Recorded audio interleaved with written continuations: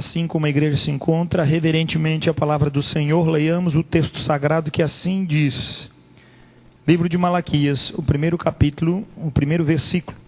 Sentença pronunciada pelo Senhor contra Israel por intermédio de Malaquias. Eu vos tenho amado, diz o Senhor, mas vós dizeis, em que tens nos amado? Não foi Esaú, irmão de Jacó? Disse o Senhor, todavia amei a Jacó, porém aborreci a Esaú. E fiz dos seus montes uma assolação, e dei a sua herança aos chacais do deserto. Se Edom diz, fomos destruídos, porém tornaremos a edificar as ruínas. Então diz o Senhor dos exércitos, eles edificarão, mas eu destruirei. E Edom será chamado terra de perversidade, povo contra quem o Senhor está irado para sempre. Os vossos olhos o verão, e vós direis, grande é o Senhor, também fora dos limites de Israel. Livro de Malaquias, o grande profeta Malaquias, encerrando todo o contexto do que nós entendemos. Passou-se, quando Malaquias escreve este livro, 100 anos depois que o povo de Israel volta do exílio. O povo foi mandado para o exílio, voltou do exílio apenas 50 mil. A gente fica imaginando que foi todo o povo de Israel para o exílio da Babilônia e voltou todo mundo. Não, meu filho, ficou todo mundo lá. Por que a maioria ficou lá? Porque casaram lá, tiveram filhos, fizeram negócios e prosperaram na Babilônia. Quiseram voltar para a terra deles? Quer mais não? Pergunta para os gaúchos que estão aqui em Balneário, na beira da praia, feliz da vida, se quer voltar lá para aquela terra deles. Não quer. Não é que nem eu, que morro de saudade do Urubici. Estou aqui por um chamado de Deus. E vocês sabem muito bem, quando eu tiver os meus 70, 80 anos, todo mundo vai saber onde é que eu vou morar. Onde é que eu vou morar? No Urubici, lógico, onde é que eu vou morar, meu filho? Eu só tenho que ficar aonde, o vento me empurra. Passei lá esses 5 dias, que coisa boa. Andar às 6 horas da tarde, o vento arrancando a orelha da gente na beira da estrada. -2, -1, que beleza, né? O vento quando pega o cara assim pela orelha, quase derruba ela. O cara segura porque senão ela cai. Mas um lugar abençoado, graças a Deus. Papai e mamãe estão muito bem. Voltando ao nosso sermão. Malaquias traz todo o contexto de um povo diferente. Peraí, pastor, não era o povo de Israel? Pode ser que... Mas esse povo está diferente. O povo que vai cativo é um povo idólatra. O povo que vai para a Babilônia é um povo que escolhe a sua vontade. O povo que vai para a Babilônia é um povo extremamente confiado naquilo que ele próprio tem. O povo que volta da Babilônia é um povo comprometido com o Senhor. Para fazer o quê? Zorobabel já tinha voltado, tinha regressado em 538 por aí. Ele reconstrói o templo. O sistema sacrificial volta a ser estabelecido. Esdras regressa, seguido de Neemias, reconstrói os muros. Então, tudo isso começa a funcionar em apenas 100 anos. Tudo está funcionando. Esse povo não é mais idólatra.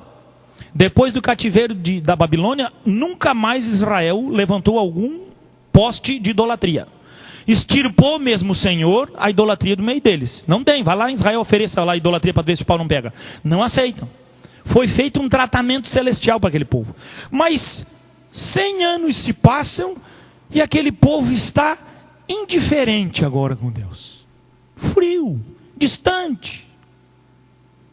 Um povo que lutava, um povo que se uniu, um povo que se chegou para fazer diferença, um povo que volta para a terra trazido pelo chamado do Senhor, agora está indiferente. O povo agora não dá mais valor. O povo agora começa a ver que as suas posses, as suas convenções já não suprem mais suas necessidades. Eu estava lendo esse texto e o Senhor disse para mim, assim está a minha igreja. Chegaram diante do Senhor com o coração desejoso de Deus. Estava tudo perdido nas trevas. Senhor, nós estamos mortos. Deus bota às vezes a gente num cativeiro para abrir os olhos da gente. E aí a gente começa a receber de Deus. A gente começa a ser transformado por Deus. Deus faz algo que Israel nunca teve, desde a época do Egito. Lá em Êxodo, que nós estudamos hoje pela manhã, né, BD? Ele consegue fazer, extirpando aquele povo, tudo o que pudesse ter de alguma analogia que trouxesse de mentalidade para aquele povo de servir outro Deus, que não fosse o Deus de Israel. Mas esses começaram a colocar os olhos para onde? Para dentro, a ponto de quando o Senhor traz uma sentença e ele vem comparando Edom. Edom é o nome da tribo, né, que vira uma nação depois, que o pai dessa tribo é Esaú. Então, os edomitas que vêm dessa tribo. E aí, o versículo 5 do primeiro capítulo, ele diz assim: os vossos olhos o verão, e vós direis, grande é o Senhor, também fora dos limites de Israel. Vai se acostumando tanto que Deus age, que busca Deus, que interage, que esqueceram que o Deus de Israel era algo que estava simplesmente restrito a Jerusalém. A circunvizinhança já não sabia mais nem quem era o Deus de Israel, 100 anos depois. A gente pensa, não, Israel estava com seus limites, sim, limites políticos, limites sociais desenvolvidos na época, 100 anos tinham se passado, mas religiosamente eles estavam centralizados dentro de apenas ali, o templo e Jerusalém, mais nada além daquilo. Perderam totalmente o foco, a visão de Deus. Às vezes nós temos o mesmo conceito de conhecer Deus. Queremos o Senhor, queremos buscar Ele, queremos interagir com Deus. Mas acabamos tendo as mesmas dificuldades que Ele tem depois que conhecemos o Senhor. Porque o cristão, ele tem 3 fases. A primeira fase é a fase da criança. Ele encontra o Senhor, parece que ele nem ora, Deus já responde. Acontece isso com todo mundo que se converte, não é assim? O cara começa a pedir as coisas e aí tudo ele ganha.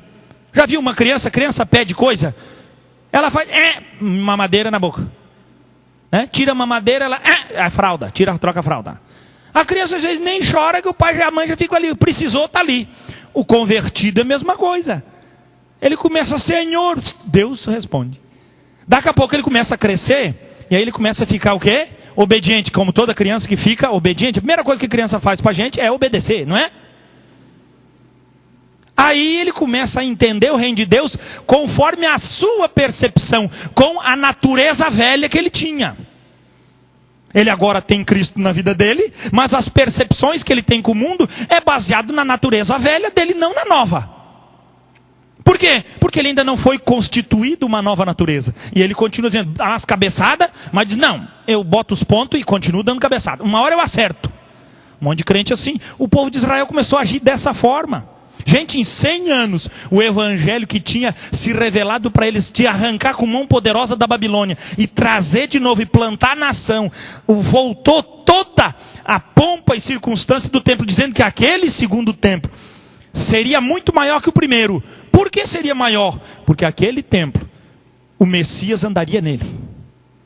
O Messias entraria nele e revelaria-se como o Senhor e Salvador de todo o povo, naquele templo, menorzinho que de Salomão, sem tanta pompa e honra. Mas no tempo de Jesus, o grande imperador, Herodes o Grande, tinha ampliado tremendamente o espaço do templo, e ele passou a ser um cartão postal para Jerusalém. Se você dá uma passadinha lá, só tem uma paredinha da parte inferior, que aquele templo tudo foi destruído. Como Jesus profetizou, não ficou pedra sobre pedra. Mas, dentro do contexto que nós estamos vendo aqui, esse povo começou a agir de forma diferente. E aí, cai no segundo estágio, no estágio da adolescência, quando a pessoa começa a desenvolver maturidade. Aí, quem é que está nesse estágio? É aquele que clama, pede, fala com Deus e parece que Deus ficou mudo. Mas pastor, eu peço, eu oro, eu suplico. Eu digo, tá, e o que acontece? Deus não me responde. Ainda bem. Ainda bem, se ele te respondesse, ele ia te xingar. Então deixa assim que está melhor. Se tu quiser, pergunta para mim que eu te xingo mesmo. Mas Deus é mais amoroso, mais compassivo, mais benigno. Eu sou um pouquinho mais durinho, mas o Senhor é que é o certo, não eu. Eu preciso aprender muito mais com Ele ainda. Graças a Deus por isso. Agora, veja o contexto do desenvolvimento no versículo 6, do primeiro capítulo de Malaquias. O filho honra o pai, e o servo ao seu senhor. Eu sou o pai, onde está minha honra? E se eu sou o Senhor, onde está o respeito para comigo? Diz o Senhor dos exércitos: a vós outros, ó sacerdotes, que desprezais o meu nome. Vós dizeis: em que desprezamos nós o teu nome? Ofereceis sobre o meu altar pão imundo, e ainda perguntais: eis que te havemos profanado? Nisto que pensais: a mesa do Senhor é desprezível. O que é que os sacerdotes traziam para o Senhor? Pão imundo. Na hora de trazer o melhor que tinham, os sacerdotes: é coisa para o Senhor, é para a igreja? Leva aí uma meia furada, ajuda, leva lá. É alguma coisa lá que precisa para alguém necessitado? Tira aí 1 quilo de sal. 1 quilo de sal não vai fazer falta para nós. Dá lá para a igreja. E nós vamos virar tudo vaca comendo sal aqui na igreja o tempo todo. É? A única coisa que faz bem é para o boi e para a vaca comer sal. Para nós comer sal faz mal. Tem que ver a tua quantidade de sal. Só que o que o texto está dizendo para nós? Era sinal do quê? Sinal de maturidade. Sinal de maturidade. Por quê? Porque estabilizou sua consciência, estabilizou a sua vontade. Em vez de desenvolver a busca do Senhor, eles começam o quê? Começam a largar a mão de buscar o Senhor. Para que nós queremos o Senhor? Para que precisamos do Senhor? Por que isso, no que isso vai ajudar ou vai mudar a nossa vida? Para que serve isso? Continuando, versículo 9. Melhor, versículo 8. Quando trazeis animal cego para o sacrificardes, não é isso mal? E quando trazeis o coxo ou o enfermo, não é isso mal? Ora, apresenta-o ao teu governador, acaso terá ele agrado em ti e te será favorável? Diz o Senhor dos exércitos. Agora, pois, suplicai o favor de Deus, que nos conceda a sua graça. Mas, com tais ofertas nas vossas mãos, aceitará ele a vossa pessoa? Diz o Senhor dos exércitos. Tomara houvesse entre vós quem feche as portas, para que não acendesseis debalde o fogo do meu altar. Eu não tenho prazer em vós, diz o Senhor dos exércitos, nem aceitarei da vossa mão a oferta. Ou seja, se você não vai fazer algo para o Senhor que seja de valor, saiba de uma coisa: então não faça nada. Porque se não vai fazer algo que verdadeiramente é espiritual, é com entendimento, não fazer algo que é apenas um ritual, como o povo fazia, o que Deus diz? Isso para mim é desprezível. Isso não tem valor algum. Isso não tem serventia nenhuma diante de Deus. Mas às vezes nós botamos na nossa cabeça que é melhor fazer mal feito do que não fazer. Eu digo o contrário. É melhor não fazer do que fazer mal feito. Porque quem não faz, ele entra debaixo do juízo de Deus. Não é verdade? Mas e quem faz meia boca? A Bíblia diz que é maldito. Porque a palavra do Senhor diz: maldito todo aquele que faz a obra do Senhor relaxadamente. Então o que não faz e o que faz meia boca está no mesmo padrão, cara, não mudou nada. Deus só aceita o que é verdadeiramente inteiro e de entrega inteira. O que é verdadeiramente de comum acordo de uma mudança e de interação com o reino de Deus. O reino de Deus é assim. Deus aceita a nossa oração, sim, a nossa oração balbuciada de súplica, mas Deus quer conosco, como o Vitinho falou, Ele quer um mover de responsabilidade e interação. Um mover que nos coloca realmente ligados com este reino de Deus. Não apenas dentro de uma consciência de reino, mas dentro de uma participação do reino. Tem diferença ou não tem? Totalmente diferente. Versículo 11. Mas, desde a nascente do sol até o poente, é grande entre as nações. O que Jesus disse? O povo dizia que Deus só se revelava ali no meio deles. E ele está dizendo o quê? Vocês não sabem da reza metade, meu filho. Vocês ficam dizendo que Deus se manifesta aqui no templo, no sacrifício. Assim como tem um monte de crente bobão que pensa que se ele não for falar ou pregar o evangelho, todo mundo vai para o inferno. É só ele que tem poder para salvar. Filho, isso é obrigação nossa. Porque se você não está fazendo, você está debaixo de juízo. Se você está fazendo meia boca, você é relaxado. Ou você faz bem feito, ou você está debaixo de maldição e debaixo de juízo. Não existe meio termo. Ou existe? Daqui a pouco nós vamos chegar num texto que você vai ver que não existe meio termo. Por quê? Porque Deus não trabalha dessa forma. As ações, o conceito de Deus é manifestado pela sua grandeza e não por aquilo que nós queremos trazer. Mas Deus diz, olha, o meu nome é grande em toda a terra.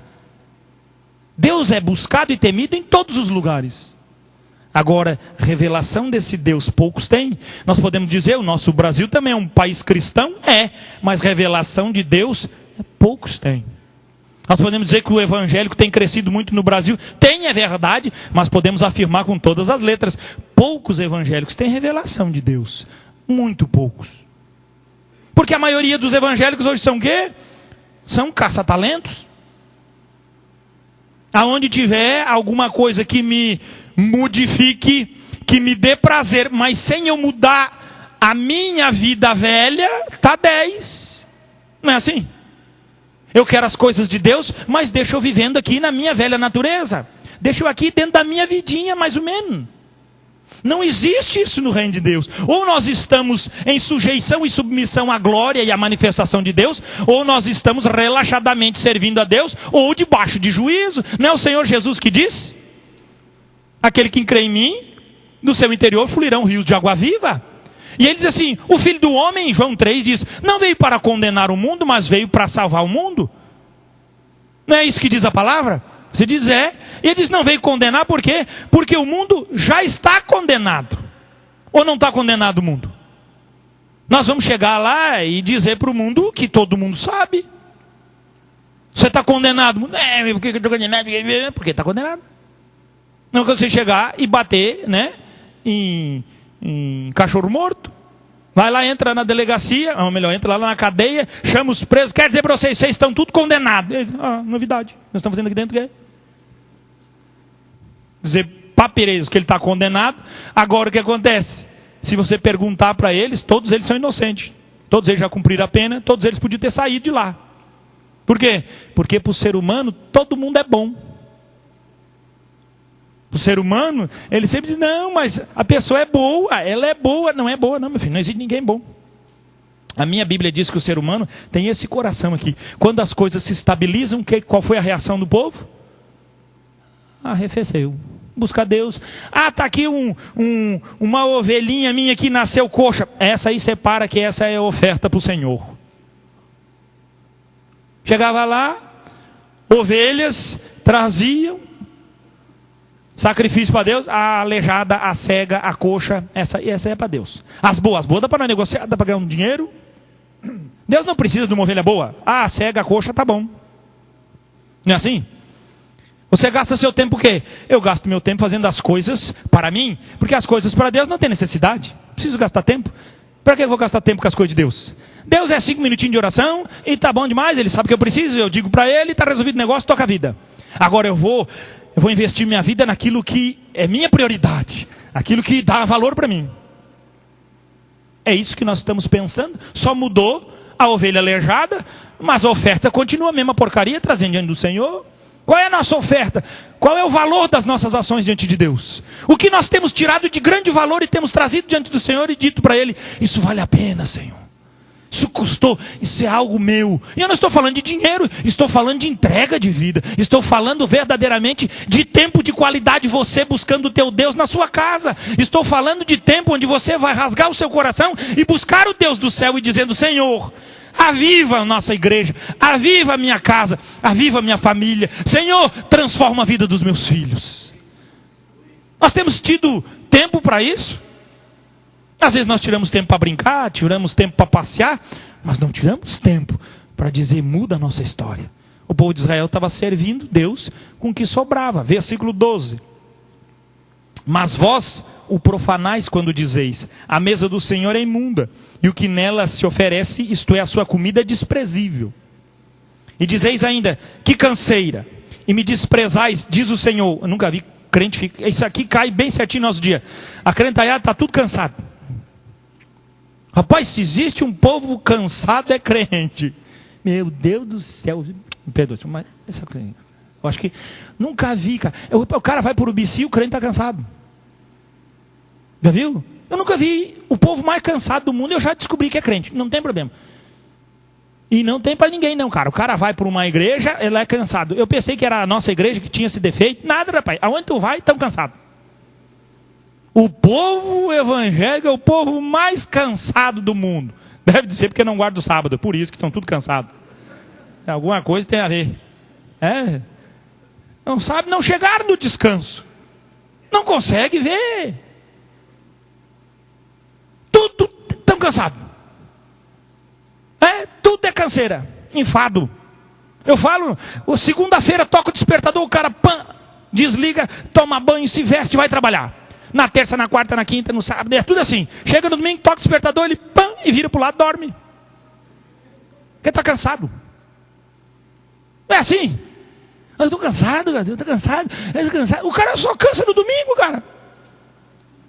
Eu acho que quando eu era piazinho lá no Urubici, nós tínhamos sempre o quê? Trabalhava sábado normal. Eu ajudava na época da safra a colher maçã lá.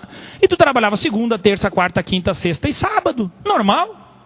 Domingo que era dia de descansar. Depois os dias foram aumentando, daí já diminuíram. Trabalhava sábado até meio-dia. Hoje em dia já ninguém quer trabalhar sábado. Hoje trabalha só até sexta-feira. Estou mentindo? Ainda Urubici ainda se trabalha sábado ainda. Cidade grande, progresso muito forte, comércio muito violento. Ainda precisa trabalhar sábado. Ainda continua desenvolvendo lá o negócio. Mas aqui ninguém mais quer trabalhar. Por quê? Porque chega na quinta-feira e os caras estão tudo cansado. E eles descansam sexta à noite, sábado o dia inteiro, domingo o dia inteiro e ainda estão cansados. Chega hoje, estão mesmo na igreja, mas estamos cansados. Acaba escuta uma vez que eu quero ir embora que eu estou cansado. Povo desgraçado, rapaz, nunca vi isso aí. Nunca vi cansar tanto. Acho que eu estou até cansado de pregar. Vamos encerrar esse negócio aí. Tudo cansa. Eu nunca vi, rapaz. A gente fica olhando, vamos, o que eu vou fazer? Ah, não, mas Deus tolera, Deus aceita, Deus me entende. Como que ele vai entender? Lembre-se bem, e se você entender só isso da mensagem, eu vou ficar faceiro. Ou você está debaixo da submissão de Deus, fazendo a vontade dele, exercitado pelo poder do Espírito, ou você está fazendo a obra relaxadamente, e você é maldito. Ou você está fora do projeto de Deus e está debaixo de juízo. Ou você está numa das três posições, as duas primeiras lascada, mas debaixo da vontade do Espírito, do mover de Deus, o céu se abre, as coisas de Deus se revelam, o mundo e o céu desce até você. Como isso acontece? Vamos lá ver. Lucas, Evangelho de Lucas, capítulo 1.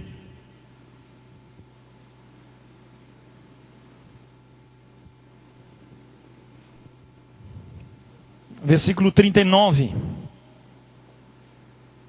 Lucas capítulo 1, versículo 39. Naqueles dias, Evangelho de Lucas capítulo 1, versículo 39 em diante. Naqueles dias, dispondo-se Maria, foi apressadamente à região montanhosa, a uma cidade de Judá. Entrou na casa de Zacarias e saudou Isabel. Ouvindo esta saudação de Maria, a criança lhe estremeceu no ventre.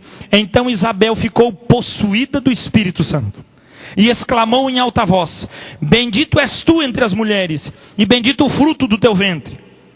E de onde me provém que me venha visitar a mãe do meu Senhor? Pois logo que me chegou aos ouvidos a voz da tua saudação, a criança estremeceu de alegria dentro de mim. Bem-aventurada que creu, porque serão cumpridas as palavras que lhe foram ditas da parte do Senhor. Isto é uma mulher que não anda mais conforme os padrões do mundo. Uma mulher naquela época grávida, solteira, era uma afronta para a sociedade, era digna de ser apedrejada. Aparece um anjo e diz para ela: vai descer a sombra do Todo-Poderoso sobre ti, e vai ser gerado uma criança no teu ventre. E o nome dessa criança será Jesus, e ele será conhecido Filho do Altíssimo. Aquela mulher diz: cumpra-se em mim a palavra do Senhor. E nesse texto nós ouvimos dizer: bem-aventurada que creu. Sabe o que aconteceu com ela? Foi visitar sua prima Isabel. Quando chega na casa, o Espírito Santo toma, porque Isabel já estava com um filho cheio do Espírito Santo no seu ventre. Seu filho era João, o Batista. E aí aquele homem cheio do Espírito mover, transborda. E aquela mulher exclama então com todo o poder do Espírito Santo e diz: quem é eu e que dignidade tenho a minha casa de receber a mãe do meu Senhor? O Deus do céu desceu à terra, está no ventre e nascerá. Mas ela exclama com toda a força: bem-aventurada aquela que creu. Maria poderia ser apedrejada, Maria poderia andar na rua e todos olharem com os olhos e desconfiar, e ser motivo de maledicência, ser motivo de fofoca. Ela poderia ser a mulher mais odiada de Nazaré, mas no seu coração estava primeiro o quê? As promessas do Senhor. Ele me escolheu para que viesse ao mundo e se cumprisse as profecias: a virgem conceberá e dará luz ao Messias. Podem falar o que vocês quiserem, pode dizer, mas as promessas de Deus, ela me escolheu. Se os nossos olhos e os nossos ouvidos se estremecem pelas coisas que se passam e nós continuamos chegando a Deus relaxadamente, esse fruto não pode ser agradável. Mas quando assumimos e entendemos este valor, nós então conseguimos perceber a coisa grandiosa que Deus tem para revelar.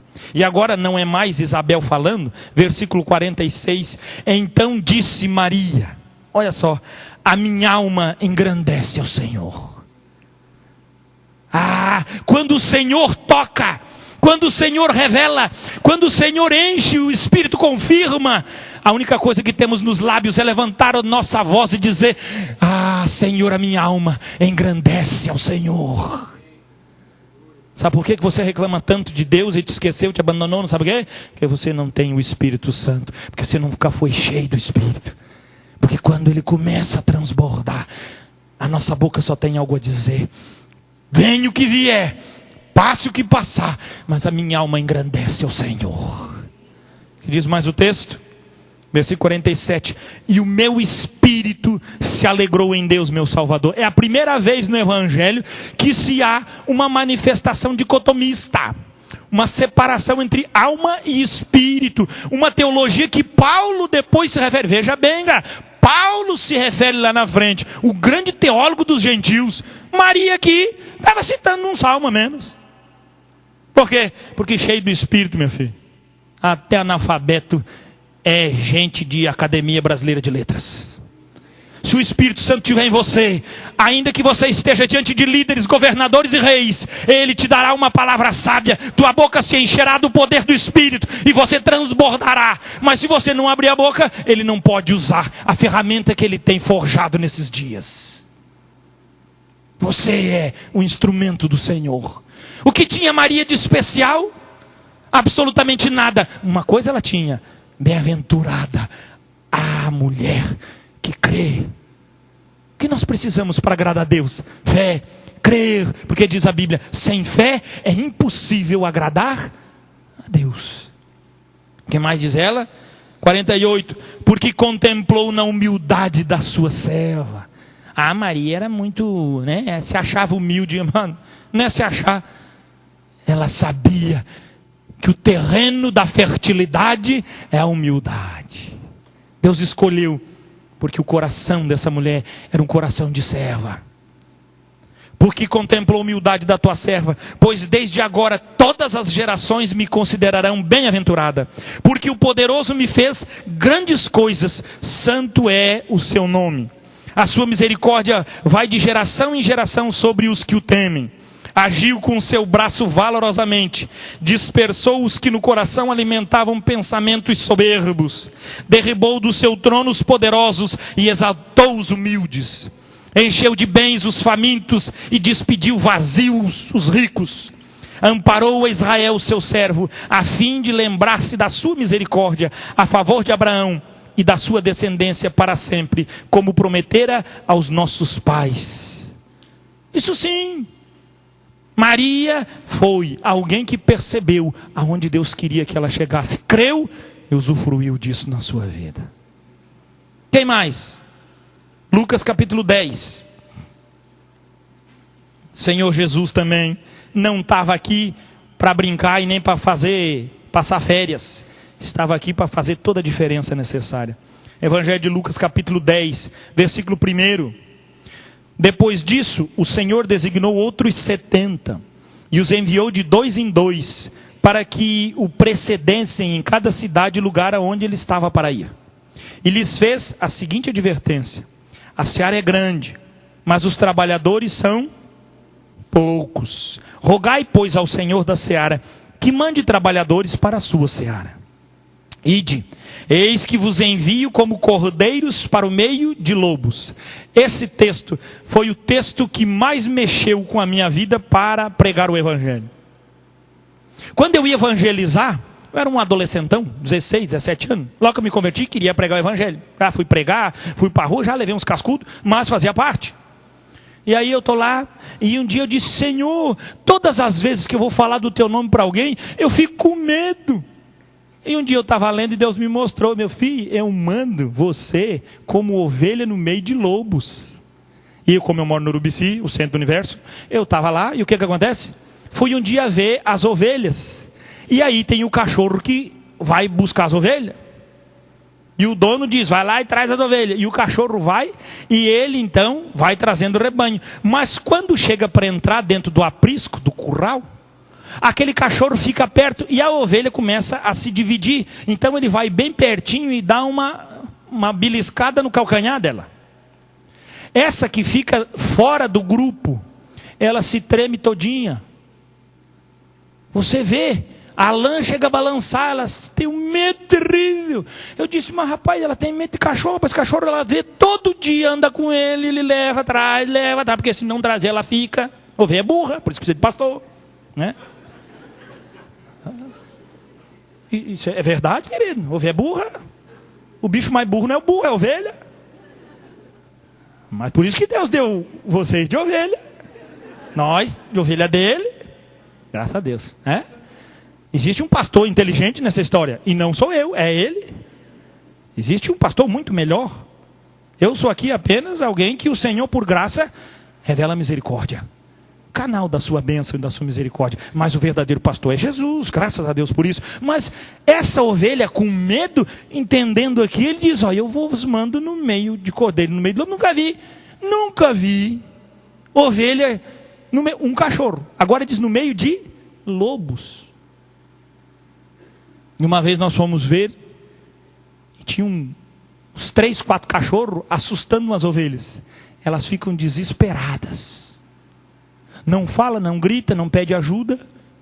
Quem faz mais barulho é os cachorros que estão atrás dela, não elas. Por quê? Porque não tem reação nenhuma. São ovelhas. Mas o engraçado é que nessa história, quando eu fui aprendendo, entendi do Senhor e disse: ah, rapaz, quando o cara vai batendo a caneta uma na outra, isso quer dizer que a Maria, quando disse bem-aventurada que se cumpriu a palavra do Senhor em mim, ela não estava dizendo: eu sou Maria, sou bicho aqui, cara, eu sou fera. Maria, quando foi falar das coisas de Deus, movida pelo Espírito, diz: bem-aventurado é o Senhor e grande Ele é, porque se compadeceu da humildade da sua serva. Ela sabia que para fazer as coisas de Deus, não é na nossa força, mas é na nossa dependência do nosso Deus. Não é naquilo que pensamos, mas é na reação daquilo que Deus age em nós. Ela percebeu isso. E Jesus, quando diz para eles: olha, gente, vocês não vão aí dizendo que a coisa é fácil, porque vai dar. Mas uma coisa é certa: vão. E os 70 foram. O que diz mais?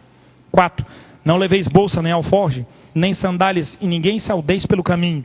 Ao entrares numa casa, dizei antes de tudo: paz seja nesta casa. Se houver ali um filho da paz, repousará sobre ele a vossa paz. Se não houver, ela voltará sobre vós. Que coisa tremenda, irmãos. Você faz isso? Você tem isso por hábito?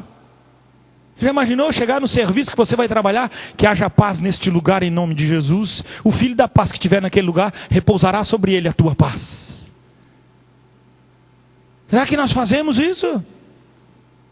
Aí fica difícil, né? Claro, fica. Nós não usamos os princípios da palavra. Nós precisamos o quê? Ordenar com que as coisas de Deus se manifestem no nosso meio. Por quem é o agente de Deus nesse mundo? Somos nós, os seus filhos. E Jesus, quando manda, eles vão. 7, permanecei na mesma casa, comendo e bebendo do que eles tiverem, porque digno é o trabalhador do seu salário. Não andeis a mudar de casa em casa. Quando entrardes numa cidade e ali vos receberem, comei do que vos for oferecido.